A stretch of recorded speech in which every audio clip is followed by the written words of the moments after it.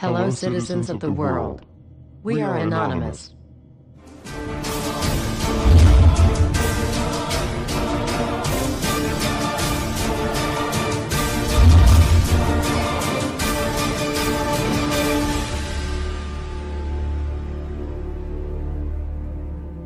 Dear brothers and sisters, now is the time to open your eyes. In a stunning move that has civil libertarians stuttering with disbelief, the U.S. Senate has just passed a bill that effectively ends the Bill of Rights in America. The National Defense Authorization Act is being called the most traitorous act ever witnessed in the Senate, and the language of the bill is cleverly designed to make you think it doesn't apply to Americans. But toward the end of the bill, it essentially says it can apply to Americans if we want it to. Bill summary and status. 112th Congress, 2011 to 2012, S. 1867. Latest title, National Defense Authorization Act 4.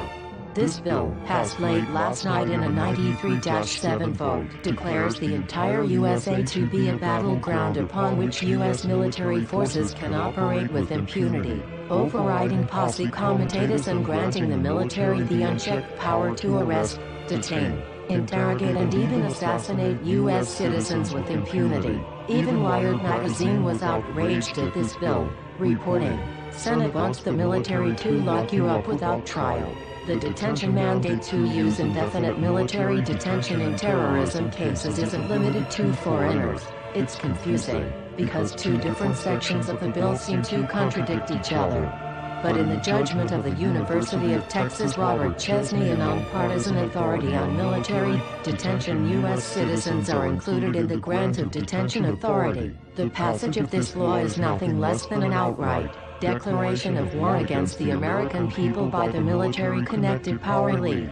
If this is signed into law, it will shred the remaining tenets of the Bill of Rights and unleash upon America a total military dictatorship, complete with secret arrests, secret prisons, unlawful interrogations, indefinite detainment without ever being charged with a crime, the torture of Americans and even the legitimate assassination of U.S. citizens right here on American soil. If you have not yet woken up to the reality of the police state we've been warning you about, I hope you realize we are fast running out of time. Once this becomes law, you have no rights whatsoever in America, no due process, no First Amendment speech rights, no right to remain silent, nothing.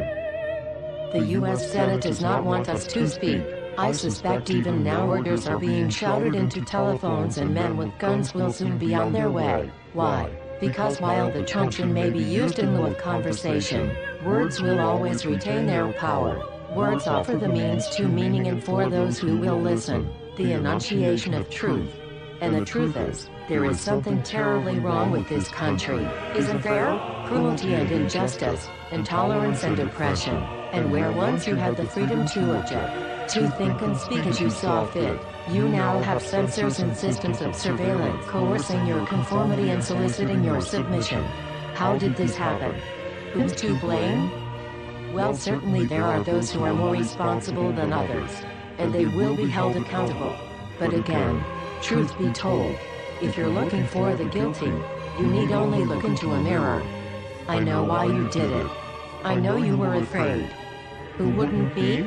War, terror, disease. There were a myriad of problems which conspired to corrupt your reason and rob you of your common sense. Fear got the best of you, and in your panic, you turned to the now president in command, Barack Obama. He promised you order. He promised you peace.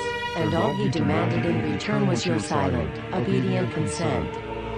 More than 400 years ago, a great citizen wished to embed the 5th of November forever in our memory. His hope was to remind the world that fairness, justice, and freedom are more than words, they are perspectives. So if you've seen nothing, if the crimes of this government remain unknown to you, then I would suggest that you allow the 5th of November to pass unmarked. But if you see what I see, if you feel as I feel, and if you would seek as I seek, then I ask you to stand beside one another, 1 year from November 5th, 2011, outside the gates of every courthouse of every city demanding our rights. Together we stand against the injustice of our own government. We are anonymous. We are legion. United as one. divided by 0. We do not forgive censorship. We do not forget oppression. U.S. Senate. Expect us.